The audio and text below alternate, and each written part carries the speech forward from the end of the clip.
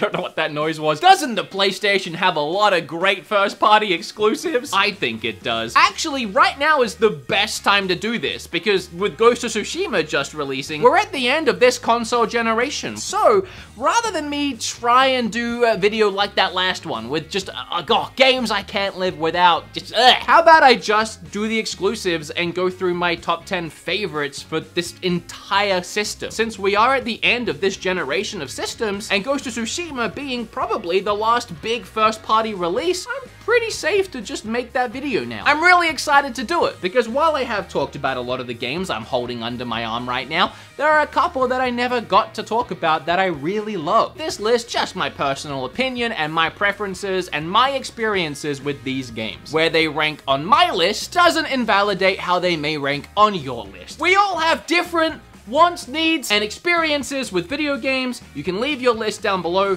Don't shame me for mine. Don't shame me. With all that said, how about we just get stuck into it? I'm excited. It's been a while since I've made a PlayStation video. It's good to be back. You know why Raycon thinks they're awesome? Probably because their earbuds start at about half the price of other premium wireless earbuds on the market. Okay. Maybe they offer their wireless earbuds in a range of fun colors and patterns. Good for you, Raycon. Way to show off. But do you know why I think Raycon is awesome? Other than the fact that they sponsor my channel every month and it really helps me out. Also because I use these things daily. Even celebrities like Snoop Dogg, Gus Johnson, and Arlo, they're all obsessed with their Raycons. And I'm pretty sure that Arlo doesn't even have ears. I think. Yeah, I listen to my Raycons when I'm out here in the garage, pretending to lift weights, but actually just listening to podcasts. It's good when I'm out here so that I'm not blasting music for all my neighbors to hear and judge me for my taste. Sup, Gary? I work on the internet. It's a whole thing. Raycon's everyday E25s, these bad boys, are their best model yet. So it's actually really hot out here. So if you wouldn't mind clicking that link below or going to buyraycon.com/beatemups to get 15% off your order, I'd appreciate it so I could go back inside, get on with the video. Alright, I'm technically cheating right off the bat. While I do have some special mentions near the end of this list, I didn't just want to throw Astrobot into a special mention, so instead, it's just my unofficial number 11. The PlayStation VR and I have had a lot of good times together. Just none of those experiences were good enough to crack the top 10. That said, this game is incredible. I have reviewed it once already on the channel and went through how much I absolutely adored it, but to summarize really quickly, this game feels like a Nintendo game in every sense, from just the at its core fun gameplay to the cutesy visuals and just the unique approach the developers took to designing each level. If you love all of those fantastic Nintendo platformers and you also have that interest in VR, this is the perfect blend of both of those things. It is by far one of the best VR games I have ever played and deserves to at least be talked about in this video. Death Stranding is my number 10 on this list. This might upset some people. I actually really enjoyed this game. It's not perfect, and it has a lot of flaws, and Chapter 3 is very slow, but there's also a lot I loved about this game. I enjoyed my experience playing Death Stranding so much that when I finally did finish the game, which took me hours and weeks after launch, I wrote up a whole script for a review, and I tweaked that script, and I kept going back to that script, and I just couldn't decide what I wanted to say, because everything I wrote felt like I was trying to justify why people didn't like the game, and it didn't really come together. So I never ended up making the video, even though I did write a script that in the end I was very proud of. What I really tried to tackle in the review that didn't end up happening is why the game is so slow paced. And I feel like if I summarize it, it's not gonna have the same meaning, but here we are. In the world they now live in, Sam Porter is a 1 in a million kind of guy. So when you're given that job to trudge from one side of the United States to the other, it's a dangerous, but also very boring job, which is why he didn't want to do it. And I believe that Kojima wanted you to feel in the first few chapters how boring his job was. And it worked. Yeah, it was very boring, and a lot of people couldn't even get through the first few chapters, and I don't blame anyone for that. But at about the 4th chapter, Sam finds himself getting tangled up in a storyline much bigger than he anticipated when he accepted the job. I just instantly got engrossed at that point. I went from almost giving up on the game to there being not a chance of me putting it down. The action, and especially the story, had me totally gripped and immersed in this world. It's very interesting to look at it retrospectively with the current climate we're dealing with now. In this world, everyone lives behind closed doors. You travel miles to get to these places, and no one even bothers to open their doors and come and meet you face to face. Everything is digital. The world runs on likes and working together as a community, but through the digital world. A lot of people criticize that as Kojima trying to make some weird statement about the way the world is heading, and here we are just months later, and this game couldn't be more relevant than it is now. By the end of this game and the final moments of storytelling, I was in tears, and not many mediums from movies, TV shows to video games have moved me to the point of tears. Oh, I was struggling to hold them back. Needless to say, I was invested, and I really enjoyed the game. I'd love to dive further into this game, but I don't know, maybe there's another chance somewhere down the line. The Final Fantasy VII Remake. This one might be a lot higher on most of your lists, but I think you'll understand when I say the reason why it's lower on mine, I don't have nostalgia for the game. I never really played it back in the day. I didn't get very far, and I really don't remember anything that I played. Final Fantasy IX resonated with me a lot more. I adored Final Fantasy IX. From the moment I played it and replayed it and replayed it, I was in love with that game. Final Fantasy IX was, for me, what Final Fantasy VII is to the rest of the world, it seems like. So when this remake came around and the entire world exploded with excitement, there was me thinking, shame it's not Final Fantasy IX. And I didn't think when I played it, it would ever hit a top 10 list for me, because I didn't have that nostalgia. But this remake, it's freaking good! As someone who doesn't hold the original very close to his heart, I feel like they did a great job remaking it and retelling the story. Oh, the combat is perfect. I have never experienced a real-time action combat system being perfected in this way. Switching between all the characters, taking those split seconds to slow down time and plan your next move. For those that did finish it, you'll know what I'm talking about when I say they really focused on the characters' fates and them wanting to change their own fates. And I feel like, considering they really wanted to expand on this entire universe, the most interesting way to do that would be to shake things up a little bit and having the characters themselves decide to change their own fates and change the outcome over what was predetermined for them. That predetermined story being the original game was a very clever way of not really breaking the fourth wall, but having these characters break out of their expectations from the fans and people that played the original game and go in a new direction. A very clever way to shake things up and make things a little different. I just love what they did throughout this entire game, but specifically so towards the end. Where's my Horizon Zero Dawn? Oh, there it is.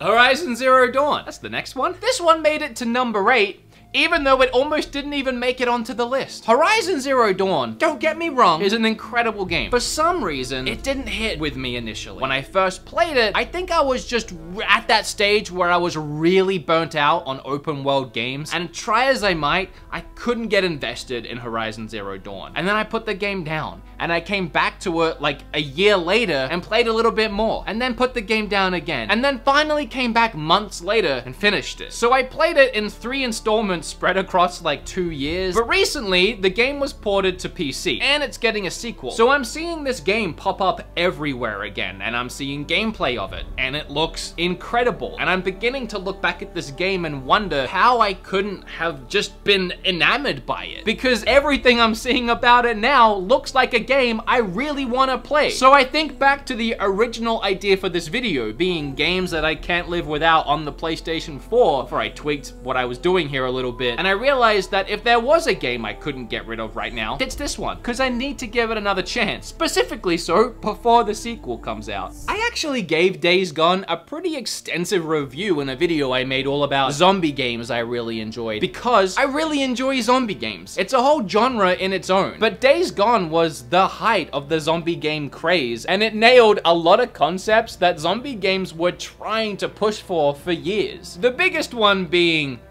the zombies, the way that they interact with you and the environment, and the sheer amount of them pouring onto the screen at one time. My golly gosh, it is so great to have a good zombie game on the PlayStation 4 and having a console that can process this many zombies running at my face at one time. Now I'm looking at the PlayStation 5 and its SSD like, what? Days Gone 2? Let's step up the crazy. This game also wasn't perfect, and a lot of people couldn't get into it, and I can totally understand that. The game did drag its feet a little bit, especially with the story, but the biggest draw to the game for me, the zombies. It was so fun. It was so fun at its core. I do hope they make a sequel for this one. I just really enjoyed it.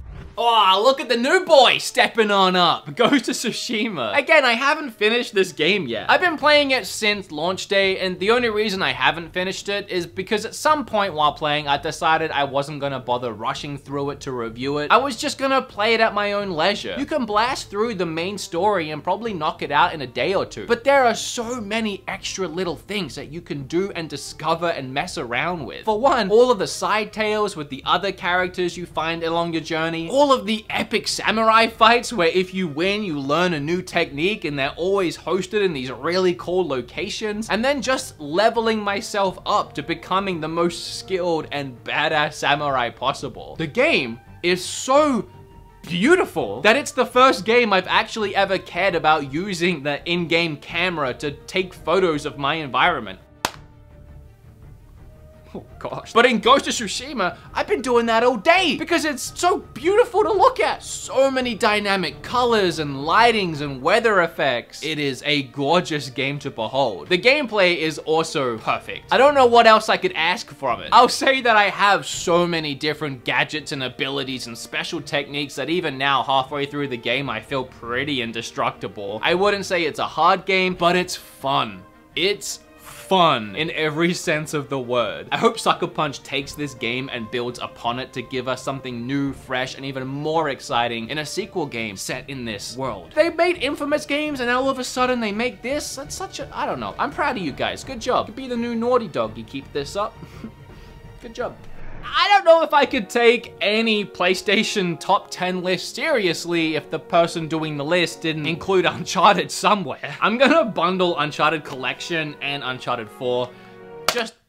I gotta stop breaking these cases today. Just into the same spot on the list. Uncharted Lost Legacy. Just put this over here and we'll talk about these two. The first Uncharted I played was Uncharted 2. Skipped the first one and it's a little rough going back to it. That said, it is nice to go back and see where the story began. It really took off running in the second game. Uncharted 2 has one of, if not the greatest opening to a video game ever. Climbing up through this train will teach you pretty much everything you need to know about climbing and dealing with the in-game mechanics for the rest of the adventure too. So both in the story and the pacing and the gameplay mechanics, this first part of the game just sets everything up, teaches you everything you need to know, tells you everything you need to know, and just good luck with the rest of the game. They take that momentum and it just bleeds straight into the third game. The third game, I love it, and it's honestly comparable, if not equal to the second one. It's just that the third one didn't really have that train moment. It didn't really have the equivalent of something new, and it was just more of the same, but that same is so good that I would take more of the same, and I loved it. The fourth is in a whole nother level of video game, and I would say they perfected the game in the fourth. It was just way more cinematic. It was a shorter experience to kind of tie up the end of the Uncharted story. It just felt a little bit more like I was having my hand held through the adventure, and I was sort of experiencing the epic story rather than taking part of the epic story. It was like interacting and playing an incredible 8-hour-long movie and watching the story unfold and having some really cool moments like with the Crash Bandicoot playing the game in the game. That was pretty cool. Maybe my standards were set too high after Uncharted 2. And don't get me wrong, as I said, I love Uncharted 4. 2, 3, and 4, all really great games. Just like the second the most. Hey, I hate still cases. I'm gonna keep this one very short because out of all the games on my list today, Spider-Man is one that I really worked hard on a huge review, and I love how that video turned out. It's like a big retrospective on Spider-Man games in general and my love for them growing up and how we eventually got to here. Go watch that video if you want to hear my thoughts on it. And a reason why it's so high on the list, other than the sheer quality of the freaking thing, I love the swinging mechanic. There's something very therapeutic and relaxing for me in just swinging around New York, and they nailed it in this one. It's the best swinging in a Spider-Man game since the Spider-Man 2 movie game, and I go into all the reasons why in that freaking video. But if you haven't played this one, you're missing out, and I can't wait for the Miles one that's coming on PlayStation 5. Oh, it's gonna, Oh, Persona. I know it's on PlayStation 3 as well. Well, actually, Royal didn't go to, yeah, I'm totally in the right. I haven't even finished it. I know, I'm a fake gamer. I'm fake. I adore the Persona series. Persona 4 is by far my favorite JRPG of all time. Hands down, period, full stop. I sunk 50 hours into Persona 5 and I loved every minute of it. But it was at a time where Kim and I just began dating when this game came out, and I was flying a lot from Texas to back to Canada, back to Texas, back to Canada. And I actually, when I was flying back and forth, took my PlayStation 4 with me in my bag every time because I was trying to play this game. But it just kind of all became a bit much, and I just didn't have the time, and I forgot that I was playing the game, and then months went by and I realized I had never finished it. And just when I thought, oh, it is time to get back into that game, they announced this. I can't tell you how insanely excited I am to play this game, but it's like 150 hours long. I don't have time. I should probably talk about the game itself. So in Persona games, you find yourself playing as a bunch of school kids who suddenly find themselves stumbling in this dark, surreal world where they have abilities and they can help shape the real world via this surreal world. And Persona 5 focuses on hearts and people's true characters, who people really are and how they really feel underneath their facade. And while I do love the story in these games, and I also adore the JRPG combat in these games, what really gets me is the real-life sim management element to the games. You play on a day and night calendar cycle over the course of about a year, and each day it's up to you what you do, where you eat, who you talk to, what relationships you decide to build, and I love it so much and need to finish it. And weirdly, for as big as they are and how popular they are, I feel like they don't get enough love. Play it if you have a spare 150 hours. What needs to be said about Last of Us Remastered? Yeah, maybe it's a little bit of a cop-out because technically it's a PlayStation 3. Shut up!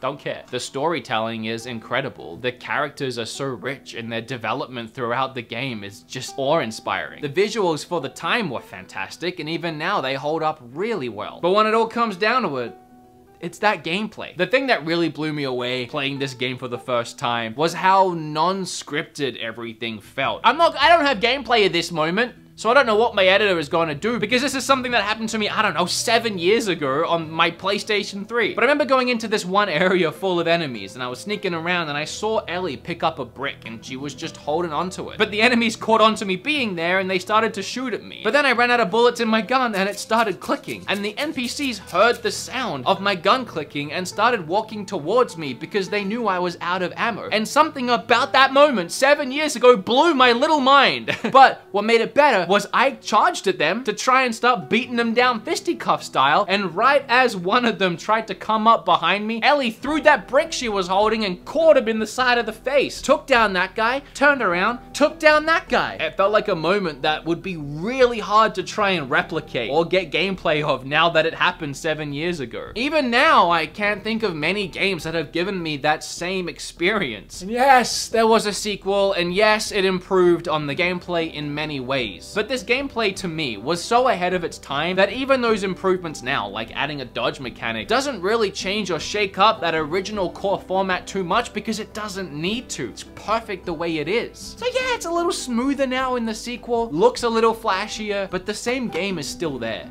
That's how good it was. Okay, before number 1, I said I'd do some special mentions, so really quickly, Gravity Rush, both the first one remastered and the second one, Detroit Become Human, was really great, and then Ratchet & Clank, which, so close to almost making the top 10. Oh, but the number 1, my favorite game, and you could probably guess it because I haven't talked about it yet, and it's kind of obvious, but Knack 2. Yes, I love Knack 2. No, it's not Knack 2. Yeah, that's God of War. Yeah, just a little old game, God of War. I don't know what to say that I didn't already cover in my God of War review. I really like that review too, so go watch that if you want to hear my full thoughts on this game. I put a lot of work into that one as well. God of War transcended gaming this generation. It did something that a lot of us didn't expect to see until next generation in so many ways. From the moment you start, it's one long adventure. You live every second in these characters' lives as it plays out. It's a game you play in real time. It's an adventure and a story you experience with the characters. And to heighten that experience from start to finish, they removed all loading screens. Sure, they hid them very cleverly and sneaky in places, but then throw all that out the window and you just have some of the best hack and slash you've ever seen. Show me something more therapeutic and awesome than throwing a friggin' axe, just leaving it as long as you want, and then bringing that sucker back. I always wanted to dive back into the game now that I've put it down for so long, but I know that I got so good at the game that if I tried going back into it now, I would just feel pathetic. I would really have to refresh my rusty skill set at this point because I played it a lot and I was knocking out those Valkyries without too much issue.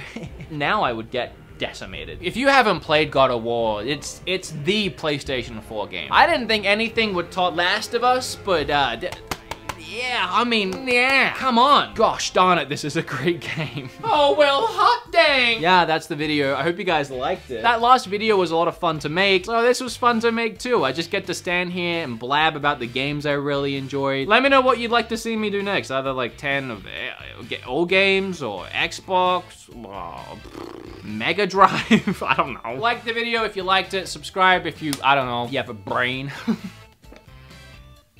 I'll see you in the next one. Bye.